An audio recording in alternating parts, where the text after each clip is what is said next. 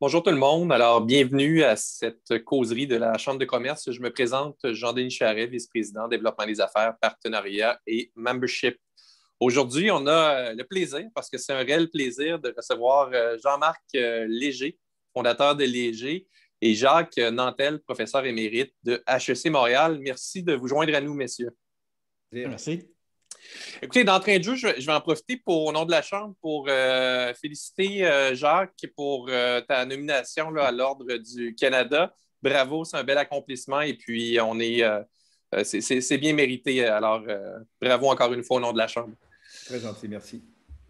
Écoutez, messieurs, vous avez eu l'occasion de venir à la Chambre en 2016, si je ne me trompe pas, lors de l'édition du Code Québec. Puis à l'époque, je me rappelle encore l'événement, là, il y avait eu un énorme intérêt. On a appris en 2016, je pense, qui nous étions. Des choses qu'on savait, mais il y avait quand même également plusieurs surprises. Et les gens en parlent encore. Maintenant, entre 2016 et aujourd'hui, il s'est passé énormément de choses.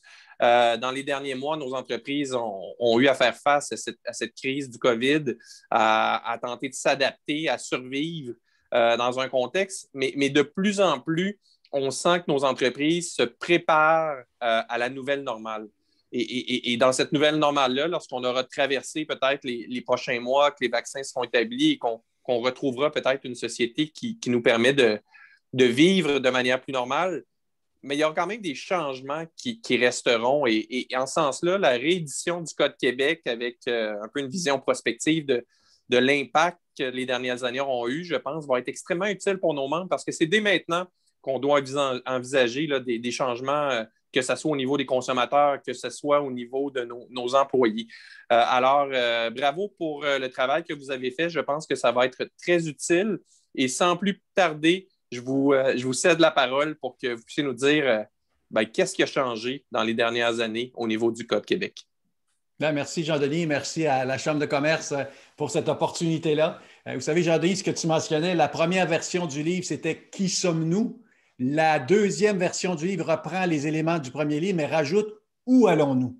Parce que dans le fond, c'est le facteur clé de comprendre les tendances au Québec et surtout pour les gens d'affaires qui nous écoutent, une pandémie, c'est une crise, c'est difficile, mais c'est aussi un moment d'opportunité, une opportunité de prendre des parts de marché, d'aller chercher de nouveaux talents ou même faire des acquisitions.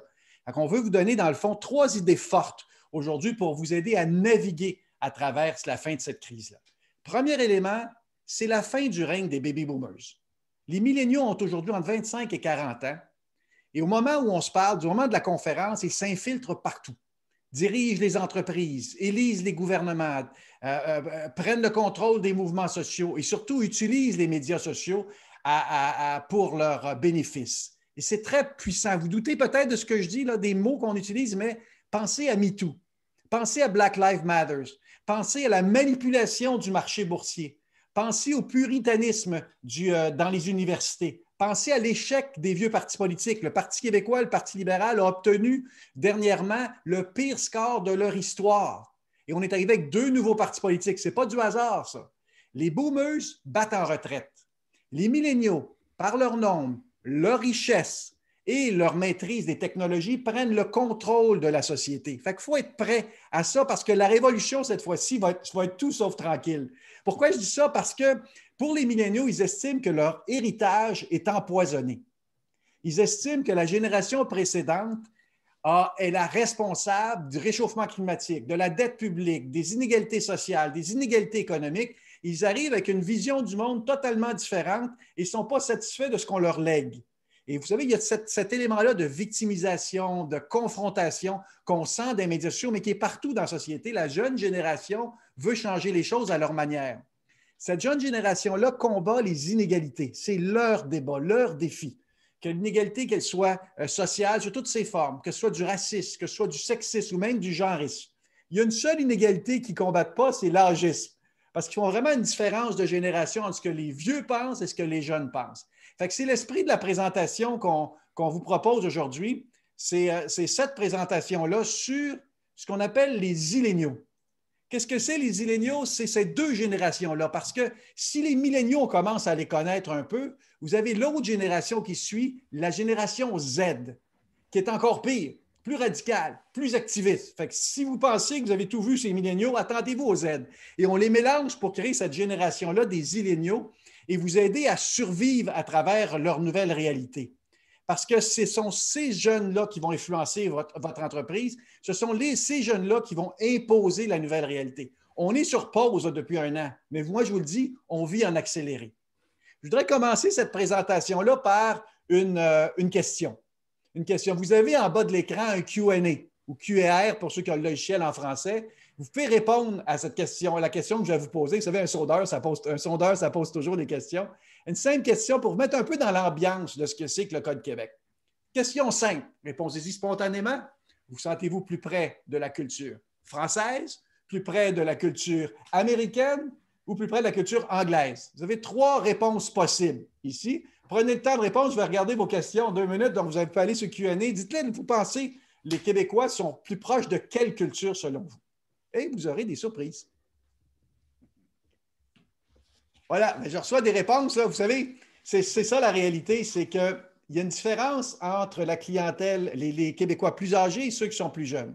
Dans l'ensemble du Québec aujourd'hui, là, 1/3 vont répondre la culture française, 1/3 la culture anglaise et 1/3 la culture américaine. 1/3, 1/3, 1/3. Quand on va chez les jeunes, 40% vont dire la culture américaine. La dynamique change, l'identité change. Seulement 29% des Québécois des jeunes, s'identifient d'abord à la racine, au fait d'être Québécois, soit qu'ils sont autant Québécois que Canadiens ou autres. Vous savez, il y a une réalité nouvelle qu'on arrive, il faut être capable de s'adapter à cette réalité-là. Dans la première version du livre, on vous présentait 7 traits identitaires. Ils sont toujours là aujourd'hui. Les Québécois ne réagissent pas nécessairement de la même manière, les jeunes et les vieux, mais ils sont toujours là. 3 traits identitaires qui sont positifs. Et ça, c'est le cœur du consommateur avec qui vous faites face. D'abord, il est heureux, créatif et fier. Ça, c'est 3 éléments plutôt positifs. En bas, vous avez 3 éléments plutôt négatifs. Il est détaché, il ne veut pas prendre position. Vous savez, dans un sondage, j'ai déjà interrogé un répondant qui m'a dit ceci: « Je ne suis plus certain si je suis encore indécis. » Ça, c'est très québécois comme réaction. Hein? On ne veut pas prendre position.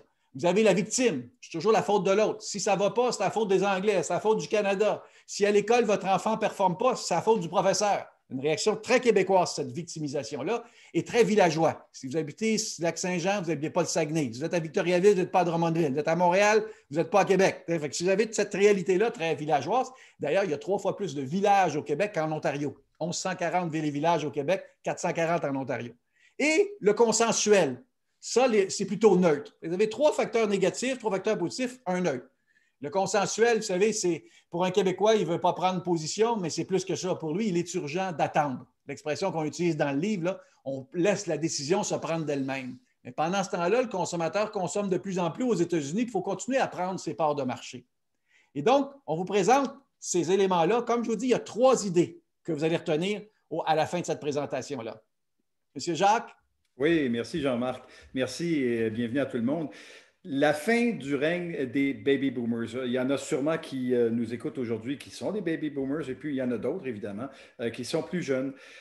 On a souvent l'impression que la société québécoise, notamment, elle est remplie de baby boomers. Ben, c'était le cas, évidemment, il y a 20 ans, il y a 30 ans. Ce n'est plus le cas et c'est de moins en moins le cas. Si vous regardez le graphique, vous êtes en train de voir que ce qui était les hanches est passé du côté un peu du ventre et puis maintenant, ben, ça disparaît pratiquement au niveau des épaules. Ça veut dire qu'il y a d'autres personnes qui suivent. Il y a d'autres personnes qui suivent et d'un point de vue technique, et c'est ça qui est important, c'est qu'au moment où on se parle, les baby boomers se marginalisent de plus en plus. Ils sont en train d'être remplacés.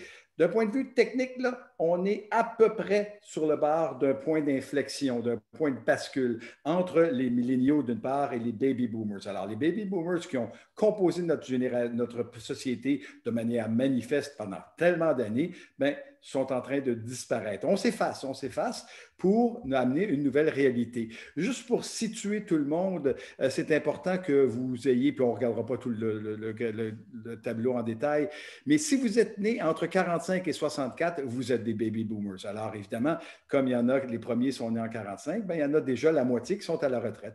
La génération X, c'est celle qui a suivi, 65 à 80.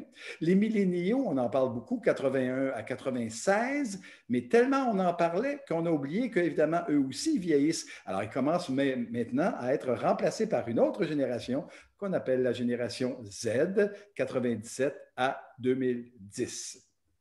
Ce qui est intéressant de constater, c'est que comme on est vraiment à ce point de bascule, bien, ça a un impact sur toutes sortes de marchés. Un des marchés qui laisse beaucoup de personnes pantois en ce moment, c'est le marché immobilier résidentiel. Bien, c'est vraiment intéressant de voir à quel point cette espèce de frénésie autour du marché résidentiel, elle s'explique en grande partie par ce point de bascule entre, d'une part, les boomers et d'autre part, les zilléniaux ou les Z et les milléniaux. Très rapidement, le graphique que vous avez à l'écran, il nous montre que année après année, bien, vous avez évidemment des boomers qui sortent du marché, qui vendent leur maison et ces maisons-là sont rachetées par des jeunes qui rentrent sur le marché, les milléniaux. Cette année, ça ne s'est pas produit pour plein de raisons. Premièrement, les boomers vieillissent davantage, bien sûr, on l'a vu, mais ils vieillissent plus en forme. Ils quittent leur maison moins rapidement, mais surtout cette année, une année de pandémie, il n'y a personne qui voulait vendre pour s'en aller en CHSLD ou en résidence pour personnes âgées. Alors, les boomers ont comme gelé le marché, mais au même moment, les 18-35 ans, eux, voulaient acheter. Alors, la prochaine diapositive, elle est assez intéressante. Regardez bien du côté gauche. Du côté gauche, c'est la croissance des ventes qu'on a vues au cours de 2020. 2020, il y a eu une croissance énorme des ventes de maisons, mais la partie de droite, ça, c'est le nombre d'inscriptions. Alors, bon vieux cours d'économie 101, la demande à gauche, l'offre à droite. Qu'est-ce qui arrive? Beaucoup de demandes pour des maisons parce que les jeunes, les milléniaux rentrent sur le marché. Très peu d'offres de maisons parce que les boomers ne veulent pas sortir du marché. Notre fameux point d'inflexion. Qu'est-ce qui est arrivé? Bien, on le voit, évidemment, si la demande augmente et puis que l'offre baisse, bien, les prix augmentent. C'est assez intéressant parce qu'on va le retrouver dans plein d'autres marchés au cours des prochaines années. On peut continuer. Si on parle, oui, Jean-Marc? Oui, ça, parce que Jacques dit, dans le fond, essaie de concrétiser cette idée-là que les milléniaux commencent à prendre le marché. Ça en est un. Il y a 6 faits qu'on veut vous présenter comme ça. Vous voyez, pourquoi aujourd'hui les terrains de golf se multiplient? Pourquoi les spas, les chalets, les émissions de cuisine, de rénovation? Parce que ça, c'est les boomers qui vieillissent, qui ont imposé leurs valeurs. Là, ça change. Aujourd'hui, on parle de quoi? On parle de végétalistes. On parle de quoi? On va parler de gym, d'Airbnb, d'économie de partage. On va parler de pistes cyclables. Vous savez, la réalité change parce que les milléniaux commencent à imposer, comme on dit, parce qu'ils sont plus nombreux, donc plus de consommateurs, la demande est plus forte, parce qu'il y a un transfert de richesse, mais aussi parce qu'ils maîtrisent les technologies. Ouais, Deuxième fait. Et si je peux me permettre, Jean-Marc, une chose intéressante, 2 utilisations des médias complètement différentes. Les boomers continuent à monopoliser en grande partie les médias traditionnels. Regardez les émissions que l'on voit, sauf exception, soit dit en passant, regardez bien celle à Télé-Québec sur notre livre, qui fait le commanditaire. Mais regardez bien, les émissions traditionnelles des médias traditionnels s'adressent encore beaucoup aux boomers. Les jeunes, eux autres, sont ailleurs, sont sur les médias sociaux, ils sont sur le web, ils sont entre autres sur YouTube. Jean-Marc. Exact. Puis il y a d'autres facteurs qu'on remarque puis qui peuvent vous aider. Un, les écarts générationnels s'agrandissent. Aujourd'hui, comme sondeur, nous, on fait plus de 3000 projets par année. La variable clé, ce n'est plus une variable de genre, de revenu ou de région de travail, même pas de langue. C'est de plus en plus une variable de génération. Dis-moi quel âge que tu es, je vais te dire qu'est-ce que tu consommes. Parce que l'âge devient le facteur de référence. Un jeune qui a 20 ans a les mêmes valeurs qu'un jeune qui est à Toronto, à New York, à Paris, même à Tokyo, parce qu'il achète les mêmes produits, il va sur les mêmes sites, écoute la même musique, écoute les mêmes films sur Netflix. Fait que les valeurs se mondialisent. Les écarts s'agrandissent en générations. Et ce qui se passe, c'est que les générations raccourcissent. Avant, comme sondeur, à peu près les gens qui étaient d'un écart de 20 ans avaient à peu près les mêmes valeurs. Aujourd'hui, quelqu'un de 25 n'a pas les mêmes valeurs que quelqu'un de 30 ans. Ça rétrécit. Vous voyez, les boomers ont duré 19 ans, les générations X 15 ans, milléniaux 15 ans, génération Z 13 ans. Et à l'intérieur de ça, ils se morcellent en petits groupes de plus en plus. Fait qu'il n'y a pas les jeunes, il y a des jeunes. Si on poursuit une génération plus diversifiée, un facteur extrêmement important à saisir. En 1996, au Canada, 13 appartenaient à une minorité visible. Aujourd'hui, 20 ans plus tard, 22 ans plus tard, 27 %. Ça a doublé. Fait qu'ils vivent dans une réalité multiculturelle qui est normale pour eux, qui ne l'est pas nécessairement pour la génération au-dessus, qui appartiennent à la génération des LGBTQ+. En 96, c'était 4 %. Aujourd'hui, c'est rendu 10 % qui s'identifient. Bon, il y a un double facteur. Les gens en ont moins peur de le dire, mais en même temps, il y en a de plus en plus. Même chose, qui parle une langue autre que le français ou anglais, 15 %. Toronto, là, une personne sur deux parle à la maison une autre langue que le français ou l'anglais. La génération se diversifie. Cinquième facteur, un des éléments que j'aime plus, le Z pour moi, ça veut dire celle-ci, le zigzag, la génération zigzag. C'est-à-dire qu'elle n'a pas de parcours linéaire dans la vie. Ce n'est pas métro, dodo, métro, boulot, dodo. C'est métro. Ensuite de ça, on s'en va travailler, on va au boulot. Ensuite, on va au Starbucks, on revient au boulot, on s'en va au gym, on revient au boulot, on se couche le soir, on se réveille la nuit. Vous savez, les parcours ne sont pas les mêmes. Et même au niveau de l'emploi, ils changent d'emploi. On va avoir une statistique là-dessus à cet égard-là. Donc, cinquième fait qu'on a mesuré. Et dans ces faits-là, quand on parle de clientèle qui se diversifie, vous voyez, quand tu as entre 13 et 20 ans, tu es dans ce que j'appelle le moment de l'insouciance, 13 et 19 ans plutôt. C'est là que tu formes ton identité. C'est là que tu commences à consommer, par exemple, la bière. C'est à 18 ans que tu choisis la bière que tu vas aimer toute ta vie. Ta bière de base. Tu vas en essayer d'autres, mais c'est à 18 ans que tu deviens un consommateur de bière. Et à partir de là, ça change. Et c'est la même chose à toute réalité. C'est un peu plus tard, c'est à 20 ans, par exemple 20, 29, autour de 28, 29, que tu achètes ta première maison. Fait que tu vis des réalités. Fait que la différence, c'est les jeunes changent parce qu'ils sont jeunes. Okay? On a des comportements jeunes. Mais nos jeunes sont différents de ce qu'ils étaient avant. Fait que vous avez la période de l'insouciance, la période du tumulte ou la période de la stabilité, où là, tu veux établir une famille et forcément, ton anxiété n'est pas la même. L'anxiété de performance en 10-29 ans est une anxiété financière quand tu vieillis. Donc, vous avez ces réalités-là avec lesquelles vous devez faire face. Allons plus loin, parce qu'on rentre véritablement dans les trois facteurs que Jacques et moi aimeraient que vous reteniez du livre et de la présentation. Le premier défi marketing que vous avez, c'est le fun. Vous avez une génération qui est stressée. Vous avez une génération qui recherche avant tout, dans tout ce qu'elle consomme, tout ce qu'elle fait, vivre des expériences et le partager sur les médias sociaux. C'est ça la réalité du consommateur qui rentre chez vous, celui qui veut faire affaire avec toi, avec vous, il veut vivre ces expériences-là. Mais la réalité, c'est qu'il fait face actuellement à 3 crises de front. C'est du jamais vu, c'est une tornade pour la jeune génération. Crise de santé publique, crise économique, mais surtout celle qui s'en vient, crise de santé mentale. Et ça, il faut en parler de plus en plus parce qu'elle va être celle avec laquelle on va devoir composer. La jeune génération, elle est ambitieuse, elle est entrepreneuriale, elle a plein de qualités, mais elle est aussi fragile émotivement. Elle a accès à de l'information beaucoup plus jeune, que ce soit de la violence, de la pornographie ou ainsi de suite. Et elle n'est pas prête à recevoir tout ça et ça a des conséquences sociales. Regardez les chiffres suivants. C'est un chiffre qu'il faut retenir. 26 % des jeunes aujourd'hui ont déjà vécu une dépression majeure. 1 sur 4. Ceux qui ont des enfants comprennent ce que je veux dire ici. 1 sur 4. Il y a 47 % qui ont vécu des moments d'anxiété au cours de la dernière année. 1 sur 2. Et il y a 63 % qui sont affectés psychologiquement par la COVID.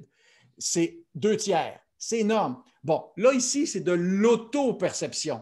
Fait que ce n'est pas un diagnostic médical. Le diagnostic médical, par exemple, sa dépression, on est autour de 16 à 18 % dépendant des études. Mais l'auto-perception, pour moi, est aussi importante que l'autre. Même s'ils ne l'ont pas vécu véritablement diagnostiqué par le médecin, ils ont une impression de. Fait que vous avez une clientèle qui a des problèmes de santé mentale importants. Et tout ça, là, dans les études, et là, on a un chapitre là-dessus dans le livre, c'est que ça s'est passé surtout à partir de 2010. Il y a un moment de brisure dans la vie des jeunes et c'est directement lié aux médias sociaux. Les LinkedIn, Facebook et YouTube là, ont commencé en 2004, mais c'est en 2010 qu'ils ont eu la masse suffisante pour influencer. Et là, vous êtes arrivé avec les Pinterest en 2010, Instagram en 2010, Snapchat 2011, rajouter TikTok en 2016. Tout d'un coup, il y a un parallèle entre la santé, les difficultés de santé mentale d'un côté et la difficulté que les jeunes vivent et l'utilisation plutôt des médias sociaux de l'autre côté. Il y a une relation de cause à effet. C'est la première génération qui fait face à cette avalanche-là d'informations. Et puis, comme je disais, ils ne sont pas prêts mentalement à avoir et à comprendre, à écouter tout ce qu'ils ont accès. C'est une génération, dans le fond, qui est un peu abusée par les médias sociaux et ça en a une conséquence. Regardez ici. 93 % de vos jeunes recherchent des likes. Ils veulent des likes. Ils vont tout faire pour avoir des likes. Ils vont montrer qu'ils ont une vie extraordinaire, même s'ils sont en dépression, pour avoir des likes. 78 % consultent leur mobile avant de se coucher. Vous avez mis l'impact que ça a sur leur sommeil? 68 envient les autres sur les médias sociaux. Ils ont toujours l'impression que les autres vivent une réalité meilleure que la nôtre. Puis 40 estiment que les médias sociaux ont un impact négatif. Donc, pour eux, ils estiment que oui, c'est vrai que c'est un impact négatif. Donc, premier élément à retenir, si vous permettez, c'est celle-ci. Ils ont besoin du plaisir. Vous vendez du plaisir qu'ils peuvent partager aux autres. Ça, là, c'est ça que vous vendez. Vous ne vendez pas un produit, vous ne vendez pas un service. Vous vendrez du plaisir, de la sécurité, de la stabilité. Ensuite de ça, on va arriver au deuxième mot-clé, la foi. Le deuxième défi que vous avez, ils ont besoin de croire. Les jeunes n'achètent plus une marque, ils adhèrent à la marque. Et ça, c'est un élément important à comprendre parce que notre jeune génération a le besoin de croire. Elle est dans une dynamique d'égalité, d'équité, d'éco-responsabilité, de partage, de coopérative. Nous, quand on est plus vieux, on dit « Ah, c'est des mots, c'est pas vrai. » Non, non, non. Ils la vivent dans la réalité. Ce qui se passe dans les universités actuellement, ce n'est pas un hasard, puis ça va se passer partout dans les entreprises. Il va y avoir une pression énorme pour s'assurer qu'il y a de l'équité, de la diversité, de l'égalité dans l'entreprise. Vous allez avoir une pression qui va venir des jeunes parce qu'ils ont besoin de croire avec qui ils travaillent.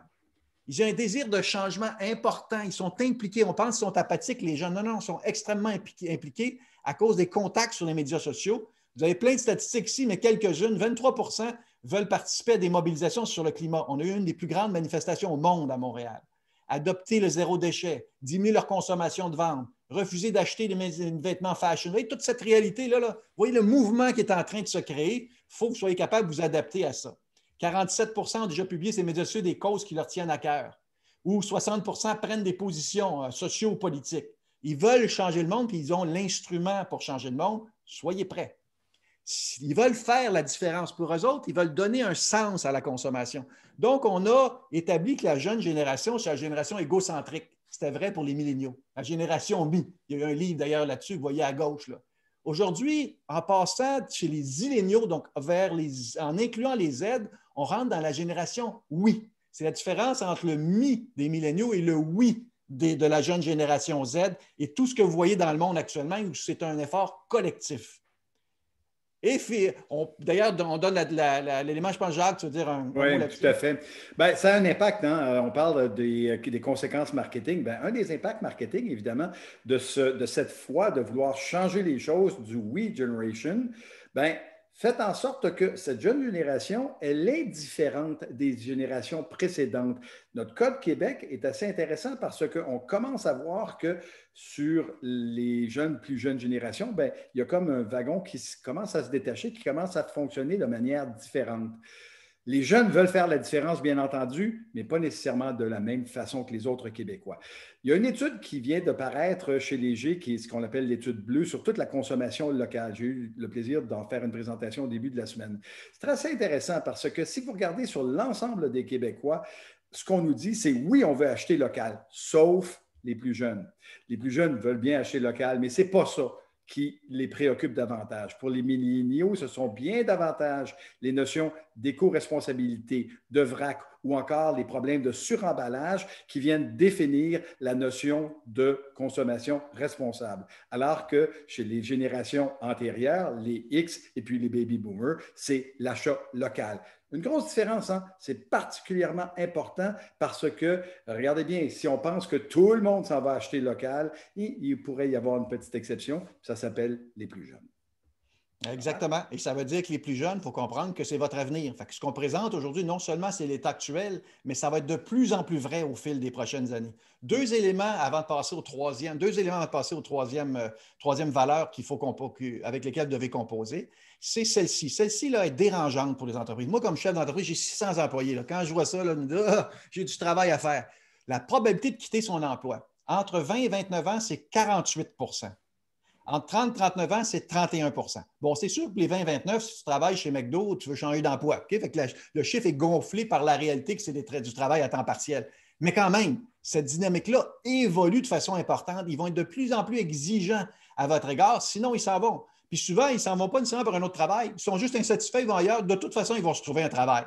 Il faut faire attention à cette dynamique-là. C'est déjà élevé chez Millenniaux, puis chez les Z, ça va l'être encore plus. Vous avez besoin de les protéger. Il y avait une annonce il y a quelques années de la Banque de Montréal qui recevait un millénial devant lui, puis qui disait, le millénial posait la question, parfait, je suis embauché, mais combien vous me donnez comme salaire? Ah, 60 000 de salaire au début. Ouais, mais 60 000, c'est pas beaucoup. Moi, j'aimerais avoir 100 000. Ah, mais 100 000, ça va te prendre au moins 5 ans, si ce n'est pas 7 ans. Parfait, je reviens dans 7 ans.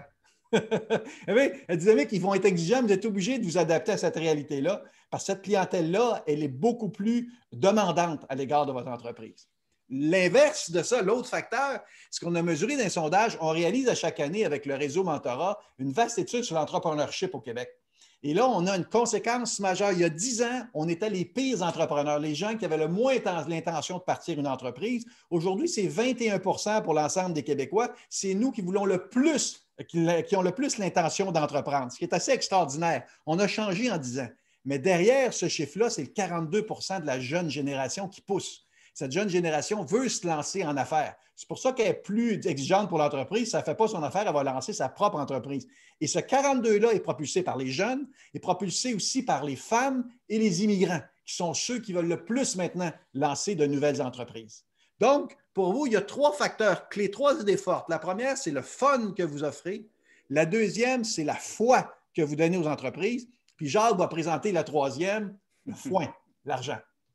Et le foin, l'argent, tout à fait. Pourquoi est-ce que je payerais pour cela? C'est assez intéressant de constater que nos jeunes, là, ceux qui s'en viennent, les milléniaux et puis les Z, ils ont une considération, une compréhension tellement différente de ce que l'on a vécu au cours des 30 dernières années. Pour un jeune, faire de l'argent, c'est pas péché, c'est pas tabou, au contraire. Et chose intéressante, lorsqu'on regarde, lorsqu'on fait une étude par cohorte, c'est très différent d'une étude par génération. Une étude des générations, c'est si je compare des jeunes avec des vieux. Évidemment, il va y avoir des différences. Ce que vous avez à l'écran, c'est lorsque les boomers avaient 20 ans, quel était le pourcentage de ceux qui trouvaient important de faire de l'argent? Bien, à l'époque, c'était 45 %. Lorsque la génération X avait 20 ans, c'est 55 % qui trouvaient important de faire de l'argent.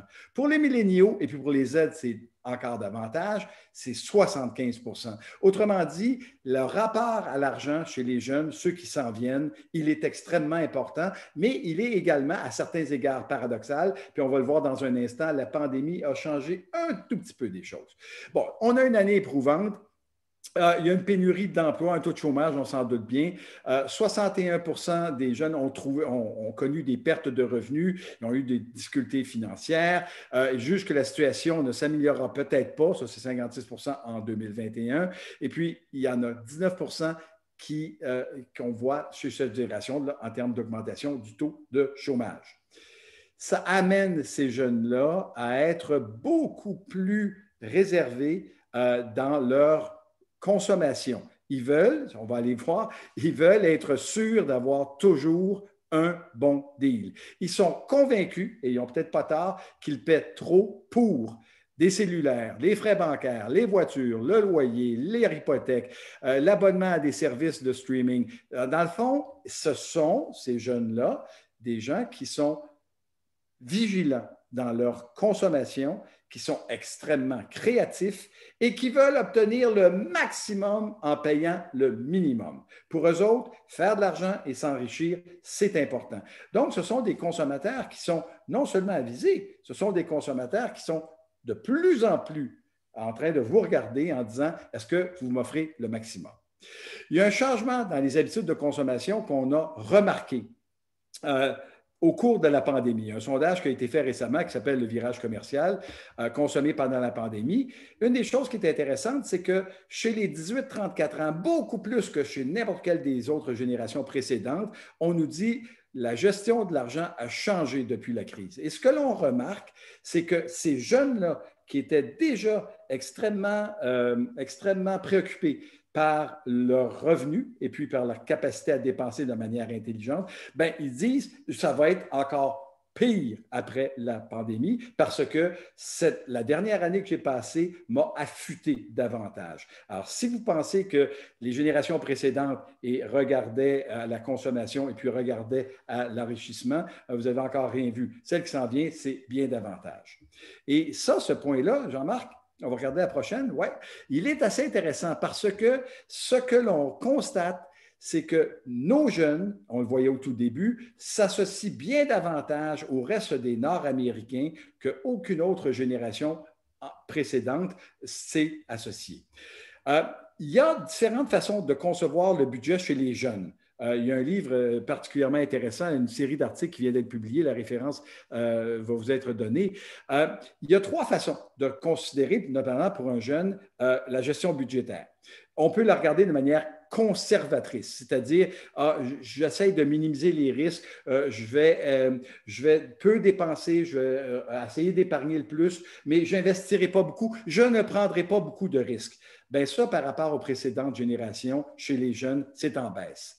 Il y a une deuxième façon de penser son budget, et ça, c'est particulier chez les plus jeunes, c'est ce qu'on appelle la gestion créative. Gestion créative, c'est on vise à gérer le risque en faisant les choses autrement. Et ça, c'est beaucoup plus élevé chez les milléniaux et chez les Z que chez n'importe quelle génération précédente. Ça, c'est des choses telles que je vais gérer mon argent, je vais essayer d'en avoir le plus en utilisant des modes différents de consommation, le recyclage, la récupération, l'achat en groupe, l'achat chez le producteur. Mais ça, on le voit de plus en plus chez les jeunes générations qui disent, bien, par exemple, en agribusiness, bien, je vais aller acheter un panier à la ferme parce que c'est de meilleure qualité et souvent, sur du plus long terme, si je l'achète en groupe, c'est moins cher. C'est une gestion créative.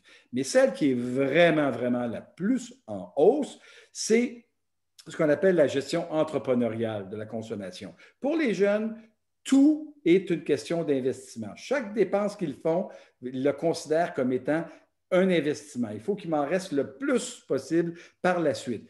On maximise les risques en faisant ça, bien entendu, mais on espère évidemment de maximiser les gains par la suite. Ça a des conséquences.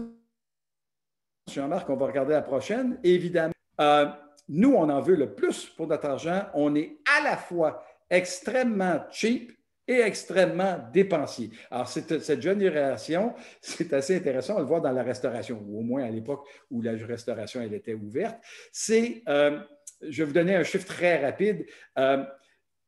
Des jeunes comme des vieux, en moyenne, le midi, ça dépense en moyenne à peu près 10 $ pour le lunch. Les gens de ma génération, c'est la génération qui a fait s'activer dans les édifices à bureaux ce qu'on appelle les food courts. Vous savez, les petits restaurants en bas.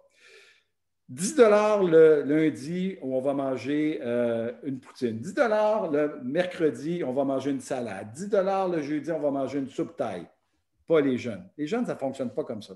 Ça apporte son lunch le lundi, ça apporte son lunch le mardi, ça apporte son lunch le mercredi, puis le jeudi. Puis le vendredi, ça dépense 50 $ sur le lunch le midi. Autrement dit, pas de petites dépenses qui n'amènent pas de fun, mais souvent des plus grosses dépenses qu'on va voir comme un investissement plutôt que comme une dépense. Une façon très différente de concevoir la consommation. Exactement. Puis ils ont tellement le pouvoir qu'ils vont changer la manière d'opérer. Puis vous allez devoir vous adapter à cette réalité-là. C'est pour ça la conférence d'aujourd'hui, dans le fond, c'est vous donner les instruments pour répondre à cette demande-là qui va s'accélérer. Dans le livre qu'on a chez les milléniaux, on a des conclusions. Une conclusion qui est importante que je vous présente dans quelques minutes pour donner une grille d'analyse dans les décisions d'affaires que vous avez à prendre tous les jours. Je voudrais mentionner que le livre qu'on a écrit, c'est écrit aussi avec Pierre Duhamel, qui est le directeur général du Réseau Mentorat, et mon fils Philippe, là, qui a filtré, dans le fond, tous nos préjugés à l'égard des milléniaux pour donner un regard nouveau. L'autre élément, vous avez un Q&A en bas. Vous pouvez poser des questions à la fin de la présentation. Ça nous fera plaisir de répondre à vos questions.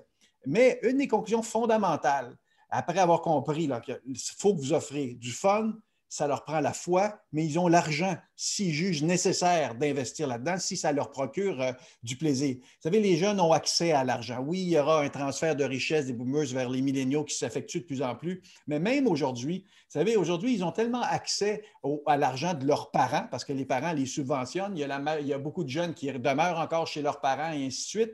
Avant, vous savez, en sondage, on demandait aux parents combien ils ont d'enfants. Aujourd'hui, on demande aux enfants combien ils ont de parents. Parce qu'ils ont accès non seulement à 2 parents, des fois 3, des fois 4 parents. Quand ils veulent s'acheter une montre Apple, ils sont capables de trouver. Vous voyez, ils ont accès à cet argent-là, mais il faut qu'ils jugent ça nécessaire.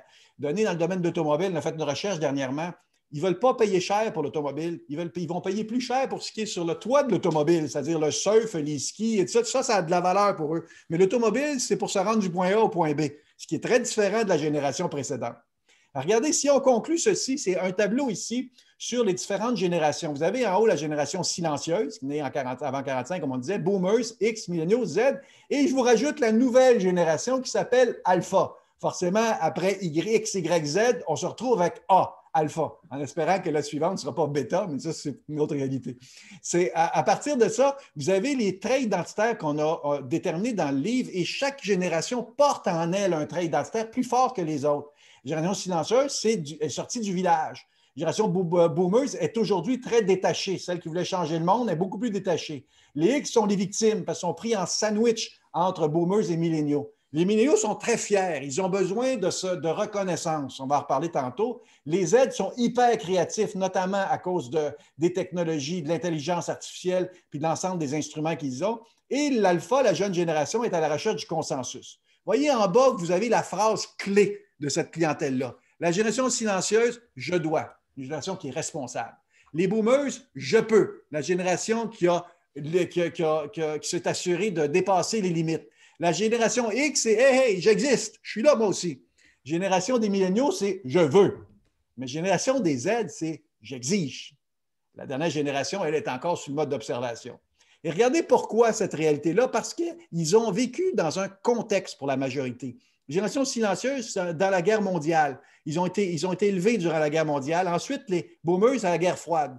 Les X ont vécu la crise économique quand ils sont devenus adultes. Les milléniaux, c'est la mondialisation. Les Z, leur défi, c'est les changements climatiques. Et la génération alpha, c'est de sortir cette pandémie-là. La technologie les a accompagnés et les ont propulsés. La génération silencieuse, c'est l'invention de la radio dans les années 20.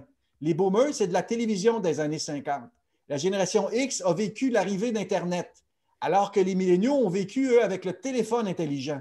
Les Z vont encore plus loin que les réseaux sociaux et finalement, l'alpha vit dans un monde d'intelligence artificielle où l'information va à la personne et non pas la personne qui va chercher l'information ou la consommation qu'il veut faire. Dans les valeurs de base, on a une génération plus conformiste. Les boomers étaient très idéalistes, les X très matérialistes, les milléniaux, ma génération, très individualistes. La génération Z, elle est très communitariste. Et les jeunes, eux autres, s'identifient à leur tribu. Ce n'est plus le village, la tribu, c'est leur groupe avec qui ils sont, soit sur Facebook, sur les médias sociaux, sur TikTok ou autre. Finalement, en termes de comportement, c'est un comportement de stabilité, alors que les boomers recherchent le confort. Les X, c'est la résilience, résister. Les Y, comme on en a parlé, c'est l'entrepreneuriat.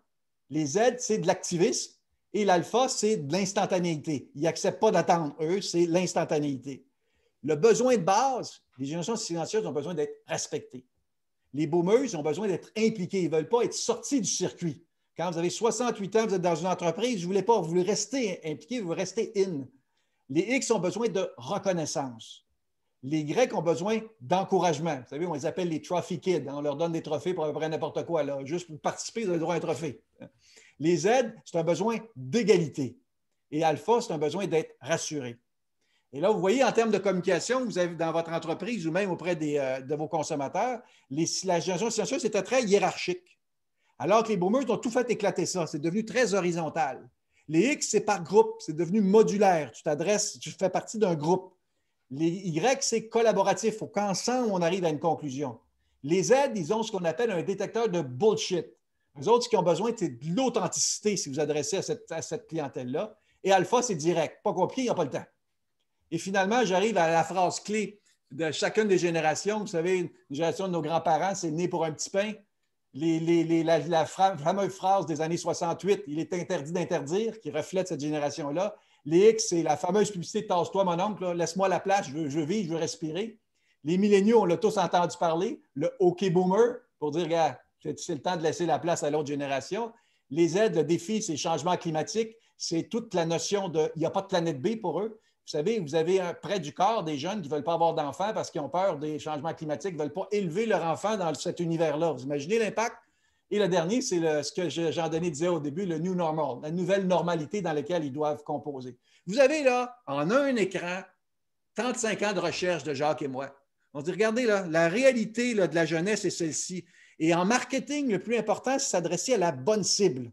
C'est une question de cible au départ. À qui je m'adresse? Après, c'est de trouver le bon message. Mm-hmm. Le fun, c'est pour attirer votre client. La foi, c'est pour le convaincre. Le foin, c'est pour conclure la vente. C'est les trois éléments qu'on aimerait que vous reteniez aujourd'hui. Et même si on sait qu'il y a une guerre des générations, il faut la comprendre, cette guerre-là va être de plus en plus intensive, il y a quand même une réalité qui est agréable. On veut vous partager une dernière donnée statistique. C'est être zillénial, c'est plus qu'une question d'âge. C'est une question d'attitude. Tu peux avoir 65 ans et avoir un comportement Z. Voyez ici, j'ai un graphique derrière toi qui est une des statistiques que j'ai le plus aimé dans mon métier. C'est celle du fait que l'âge que tu as puis l'âge que tu perçois que tu as n'est pas la même. Voyez, par exemple, 32 ans. Quand tu as 32 ans, tu te perçois comme 32 ans. Mais allez, par exemple, à quelqu'un de 57 ans, par exemple. Quand tu as 57 ans, tu te perçois 12,7 ans de moins. Ça veut dire que tu perçois autour de 44 ans. Tu vois une publicité de quelqu'un de 45 ans, c'est moi ça. Plus on vieillit, plus on se voit jeune. Les gens, dans le fond, les consommateurs, comme les citoyens, se voient de plus en plus jeunes. À l'inverse, aller de l'autre côté, quand tu as 17 ans, tu te vois 4 ans de plus. Tu te vois quelqu'un de 21 ans. Fait que ça, c'est la réalité. En moyenne, les consommateurs au Québec se voient 7 ans plus jeunes. Fait que si on a commencé avec les zilléniaux, ce qu'on voit de plus en plus, c'est qu'on a de plus en plus, non pas des boomers, mais des zoomers. Voyez, parce que cette jeune génération-là, elle va vous influencer dans votre quotidien. Et puis, c'est la première fois que les vieux veulent ressembler aux jeunes et non pas l'inverse. Voilà, on a essayé ça dans une trentaine de minutes de vous présenter cette nouvelle réalité-là. Vous allez voir, là, ce qu'on vous dit aujourd'hui, là, vous allez recevoir au fil des semaines puis des mois plein d'informations. Vous dites comment se fait que ça change, comment se fait que la clientèle change. Aujourd'hui, là, c'est une clé. Et donc, ce point-là, Jean-Marc, la présentation gratuite de l'étude jeunesse au complet, on la rend gratuite pour les membres de la Chambre de commerce. Puis si vous voulez acheter le livre, c'est encore mieux, là, vous aurez une réflexion plus profonde. Oui, et ça nous ferait plaisir. Et ce point-là, Jean-Marc, ce que tu mentionnes, il est important, être capable d'identifier la bonne cible, c'est-à-dire c'est les milléniaux, c'est Z, parce qu'on l'a vu dans le marché immobilier, on arrive justement au point d'inflexion et c'est cette génération-là qui dicte maintenant la tendance des marchés. Merci beaucoup, messieurs. Extrêmement intéressant.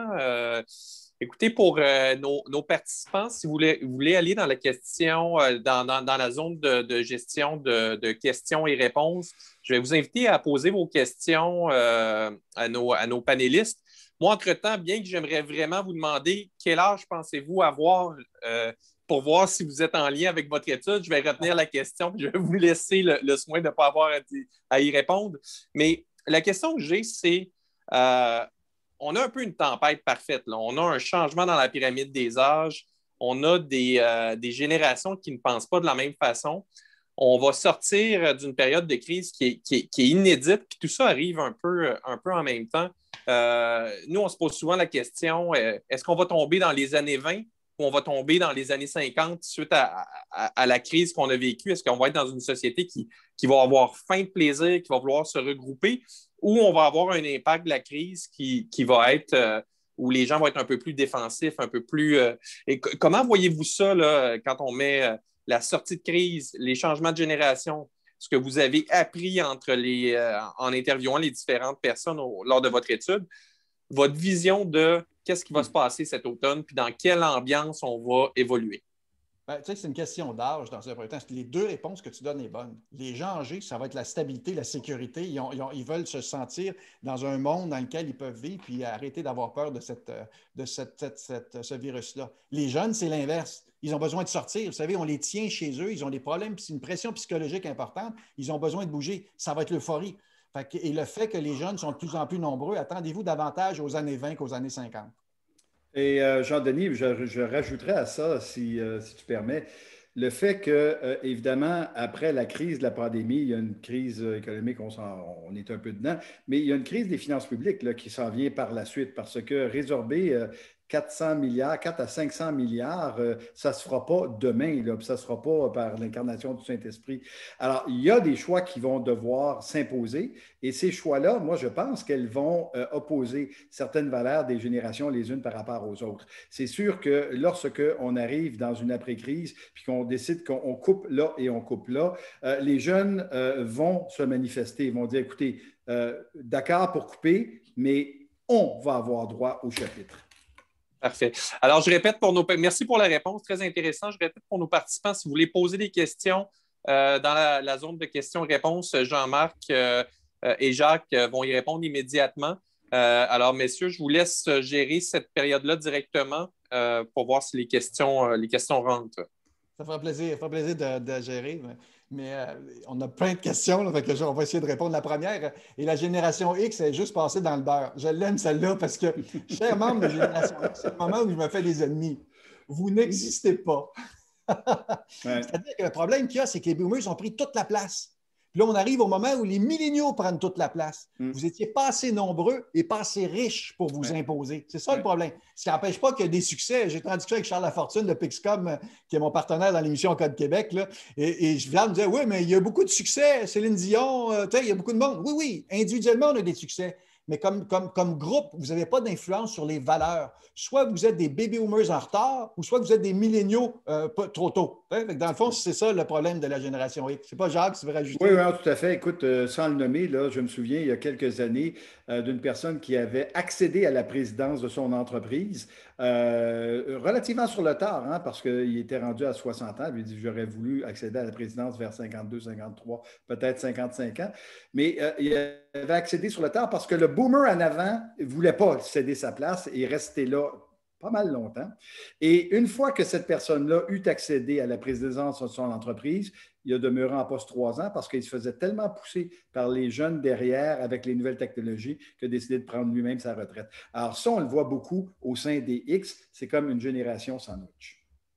Jean-Michel Lhomme pose une question intéressante. Les comportements de la génération Z se mondialisent. Est-ce la fin annoncée du Code Québec? Ça, c'était la réflexion de fond quand on a commencé le livre. Est-ce qu'il existe encore ces 7 facteurs-là qu'on a découverts dans nos recherches? La réponse, c'est oui, mais pas de la même manière. Prenez le bonheur, par exemple. Les jeunes sont beaucoup plus malheureux. L'indice de bonheur est de 10 points de moins auprès des jeunes. Mais c'est vrai partout dans le monde. Fait qu'on demeure différent, on demeure des plus joyeux au monde, mais beaucoup moins que les aînés. Positivement, on pourrait dire que plus vous avancez en âge, plus vous êtes heureux. Fait que le bonheur est devant vous. Mais c'est chacun des facteurs comme ça qu'on évalue. Les 7 facteurs sont là, fondamentalement sont là. Mais les jeunes réagissent de façon différente. Le détaché, par exemple, sont beaucoup moins détachés. Ce facteur-là, peut-être qu'à moyen terme, va s'estomper parce qu'ils réagissent. Fait que dans le livre, on fait la distinction chacun, mais ça demeure les éléments de base. Vous voulez convaincre des Québécois, comprenez ces 7 facteurs-là. Pas Jacques, oui, bien, tout à fait. Un des points qui est important à mentionner, c'est qu'en matière de consommation, en matière de type de consommation, de budgétisation et d'investissement, nos jeunes ressemblent beaucoup plus aux autres Nord-Américains que n'importe quelle génération du Québec a ressemblé aux Nord-Américains précédemment. On a beaucoup de questions, c'est le fun, profitez-en. Moi, comme sondeur, si j'en pose des questions, c'est le temps qu'on les a. on va essayer d'en répondre quelques-unes. Nicole nous demande s'il y a de grandes différences entre les milléniaux résidant en région et celles dans le milieu urbain. Pas Jacques, tu veux commencer? Bien, moi, je vous dirais non. En fait, il y a une différence forcément entre les régions et les milieux urbains, mais beaucoup moins maintenant qu'il y en avait dans le passé, simplement parce que lorsqu'on est des milléniaux ou des Z, bien, on fait partie d'une mouvance qui est globale, qui est internationale, qu'on soit à Sept-Îles, qu'on soit au Lac-Saint-Jean ou qu'on soit à Montréal. Chose qui est intéressante, par contre, évidemment, et on l'a vu au cours des derniers mois, chez les jeunes, il y a une tendance. Je pense que c'est peut-être un épiphénomène, mais il y a une tendance en ce moment à vouloir s'en aller davantage en région. Alors, bref, si vous n'êtes pas encore convaincu qu'il y a une grosse différence qu'il n'y a pas de différence entre les deux, bien, attendez que tous les milléniaux s'en aillent en région. Vous allez voir que là, ça va être ratissé. Une question de Denis Archambault. Il disait, vous avez touché rapidement le secteur automobile en prétendant que ce n'est pas se rendre du point A au B. Comment expliquez-vous que les gens achètent plus de VUS que de sous-compact? Ça, c'est vraiment un facteur générationnel. Là. Oui, bien ça, je peux peut-être y répondre. Une chose assez intéressante, oui, c'est vrai qu'en ce moment, si vous regardez l'ensemble des automobiles, il y a plus de VUS, mais c'est les vieux qui achètent les VUS parce que les jeunes, eux, achètent peu de voitures. En fait, chose intéressante, il n'y a jamais eu si peu de permis de conduire émis chez la jeune génération. Il y a moins, toute proportion gardée, de jeunes qui ont un permis de conduire aujourd'hui qu'il y en avait à mon époque. À mon époque, avoir son permis de conduire à 16 ans, c'était, comme on dit, un statement. Aujourd'hui, c'est plus ça là, qui fait en sorte que vous vous êtes intronisé dans la génération des dirigeants. Ce n'est pas le fait d'avoir un permis de conduire. Une question intéressante, Jacques, sur la philanthropie.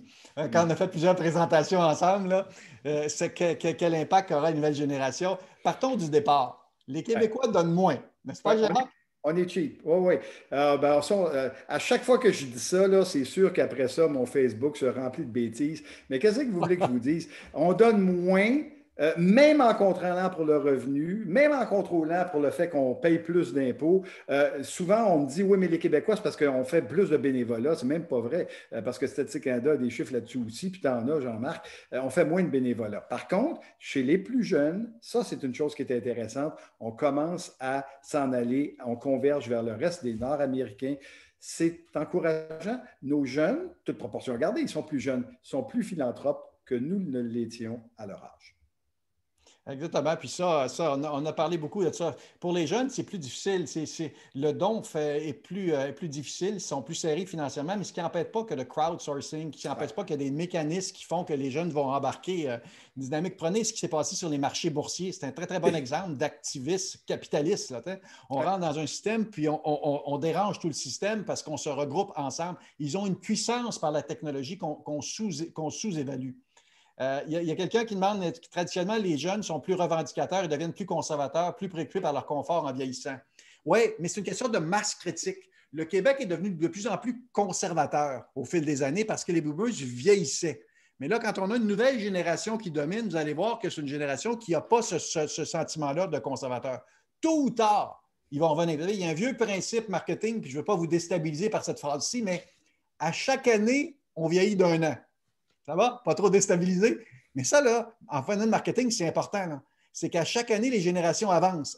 Les boomers aujourd'hui sont beaucoup moins dynamiques, vont dépenser beaucoup moins parce qu'à 65 ans, tu dépenses moins. Puis là, tu as une autre génération qui arrive, qui avance aussi. Puis elle arrive sur le marché de la maison. Ce que Jacques a démontré tantôt, ce n'est pas pour rien qu'on parle de ce marché-là. Parce que les milléniaux envahissent ce marché-là avec l'argent qu'ils ont. Donc, dépendant dans quel marché que vous êtes, dites-vous que chaque génération avance, puis à chaque année, elle avance. Les milléniaux qu'on pense, c'est des petits jeunes, là, ont 25 et 40 ans aujourd'hui. Fait que la réalité, elle est tout autre. Oui. Oui. On nous demande beaucoup, Jean-Marc, où se procurer le livre. Alors, on va le dire tout de suite, dans toutes les bonnes librairies. Elles sont ouvertes, profitez-en, puis vous pouvez même l'acheter sur le web. Ce qui est important, par contre, moi, je vous fais une petite suggestion. Achetez-en donc 2, des fois que vous feriez voler le premier. Quel est l'avenir de l'associatif si on pense aux nouvelles générations? Ça, c'est une question que j'aime beaucoup parce que ça fait partie de leur gène, de leur mode de fonctionnement. C'est une génération qui fonctionne en groupe, fonctionne en réseau. Maintenant, faites attention, la notion d'associatif, elle évolue, elle est de plus en plus, évidemment, liée aux nouveaux médias, notamment aux médias sociaux. Alors, si vous pensez associatif dans le sens où on y pensait il y a encore 10 ans, bien évidemment, les formes auront changé. Par contre, la présence dans une association, elle est encore plus importante. Bon, il y a différentes questions. Je ne sais pas, Jean-Denis, si on a encore le temps. On va sonner un petit... on va terminer ça vers 1 heure. Alors, on a un petit 5 minutes et moi, je vais me garder 2 minutes à la fin. Vous avez insisté sur la santé mentale, n'est-ce pas presque un sujet tabou pour les boomers? Vous avez tellement raison, c'est Jean-Frédéric Lafaille qui pose la question. Vous avez tellement raison sur le fond, c'était tabou. C'est pour ça que statistiquement parlant, il faut faire attention. C'est que les jeunes le disent plus ouvertement, cette réalité-là. Fait que non seulement il y a un problème de santé mentale, mais ils le reconnaissent plus vite, le problème de santé mentale. Mais à mon avis, c'est le vrai effet post-pandémie de gérer cette situation-là des jeunes. Elle était là avant, elle est encore là aujourd'hui. La pandémie, comme chef d'entreprise ou des gens du milieu d'affaires, comprenez-la dans ce sens-ci. Toutes les tendances qui avaient lieu avant ont été propulsées 5 ans plus tard. Le télétravail, elle existait avant. La pandémie, ce qu'elle a fait, c'est que ça l'a accéléré. Puis c'est vrai dans plusieurs domaines. L'achat en ligne, c'est la même chose. Fait que ça n'a pas créé de nouvelles tendances, la pandémie. Ça a accéléré un certain nombre de tendances. On est passé 5 ans en avant. Mais sur la santé mentale, c'est la même chose. Ça a accéléré un problème qui était déjà là, qui va être de plus en plus grave. Et là, aujourd'hui, on est omnibulé par la pandémie. Ça nous touche personnellement. Mais dites-vous que la prochaine phase, c'est celle des jeunes qui ont besoin d'être encadrés, d'être soutenus bien davantage qu'on l'a été. Oui. Jean-Denis, une dernière question, si je peux me permettre. Luc Turcotte nous demande ici comment optimiser l'achat local versus les Amazones de ce monde. Il y a des façons de le faire. Écoutez, on a beaucoup ri à certains égards du panier bleu. Moi, j'ai trouvé que c'était une très belle initiative qui arrivait au bon moment. Au moins, on a coulé les fondations de quelque chose. Ça a déjà été annoncé, mais il faut aller beaucoup plus loin maintenant avec notre initiative. Il faut que les différents marchands ou manufacturiers qui sont regroupés sur une plateforme commune aient une capacité de se mettre en évidence comme une place de marché commune. Il faut qu'un consommateur puisse entrer, que ce soit sur le panier bleu ou ailleurs, mais il faut qu'un consommateur puisse arriver sur une plateforme, faire plusieurs achats en même temps et se faire livrer ça pratiquement en une commande. Ça demande beaucoup d'investissement, beaucoup d'efforts parce que ça veut dire que les détaillants doivent maintenant coopérer pour mettre sur une même plateforme leurs inventaires en temps réel et faire en sorte que toute la logistique suive. Est-ce qu'il y a moyen de le faire? La réponse est oui. Est-ce que ça va coûter cher? La réponse est oui, mais il y a moyen d'y arriver. Chaque marché réagit de façon différente. En fait, là, forcément, on est obligé d'être un peu plus global, là, mais prenez cette réalité-là puis appliquez-le à votre marché. Par exemple, Bernard Collin pose la question, est-ce que les consommateurs de services valorisent le service fourni avec l'appui de l'intelligence artificielle? Vous êtes dans une réalité là, où on passe de ce qu'on appelle des années ou aux années et. Pendant un certain temps, ça offrait soit du prix, soit de la qualité, ou du service. Aujourd'hui, tu es obligé d'offrir les trois. Parce qu'il y aura quelqu'un de toute façon qui va l'offrir. Oui, il faut peut-être du prix, mais aussi de la qualité, puis aussi du service. Fait que le niveau d'exigence sont élevés parce que la puissance que les jeunes milléniaux ont, notamment avec le portable, c'est qu'ils vont avoir accès aux produits qui soient vendus n'importe où dans le monde. Fait qu'il faut que tu sois capable d'offrir, de répondre à ces trois préoccupations-là. C'est ni l'un ni l'autre. L'intelligence artificielle, ce que ça fait, c'est que ça permet à l'individu d'avoir accès aux produits plus rapidement qui lui convient. En théorie, parce que tous des effets divers, là, comme sur les médias sociaux, c'est que tu as l'impression que tout le monde pense comme toi parce que tu n'as accès que de l'information qui sont comme toi. Puis si tu as le moindrement, tu vas sur un site de vacances, dis-toi que tu en as pour 6 mois pour avoir des publicités de vacances. Là. Fait qu'il y a le côté positif qui te donne accès à l'information que tu n'as pas besoin d'aller chercher. Puis tu as l'effet négatif, c'est que tu es inondé d'informations qui ne sont pas toujours utiles au moment où tu veux l'avoir. Mais ça va se raffiner sur l'intelligence artificielle. C'est simplement d'être capable de passer d'un marketing de masse à du micro-marketing. Pas juste les médias sociaux, mais comme individu, il faut que tu t'adresses à l'individu, pas à la masse d'individus. Pas Jacques, si tu veux compléter. Oh, c'est exactement ça. La grande différence entre notre génération et les nouvelles générations, c'est que nous, quand je dis nous, j'inclus les X là-dedans, là, on se contentait de ce qui était disponible. Aujourd'hui, les jeunes générations, ils optimisent déjà dans leur tête en disant, voici ce que j'aimerais avoir, ça doit exister à quelque part. Et vous savez quoi? Ils vont finir par le trouver. Exact. Dernière question. Merci. OK, c'est bon. Écoute, Jean-Marc, je te laisse aller la dernière. Peut-être juste pour conclure de base, si tu veux ceci. Peut-être dans notre présentation, on essaie d'appliquer ce qu'on dit. On espère que vous avez eu du fun. On espère que vous avez la foi que vous avez cru. Et pour le foin, ben ça, c'est pour vous autres. On espère faire du foin. Voilà. Post-pandémie. Messieurs, je vous remercie énormément. Écoutez, votre présentation est extrêmement enrichissante. Je pense que vous mettez aussi devant nous des opportunités, des défis. Nos membres, les membres de la Chambre, les entreprises, on a un défi à relever. Et ce que je retiens, c'est que si on veut réussir notre relance, il va falloir comprendre ces différentes générations-là pour pouvoir les impliquer de la bonne façon. Mais ça me donne espoir de mon côté. Je vous remercie beaucoup. Puis, je vais vous dire une chose. On va faire un deal.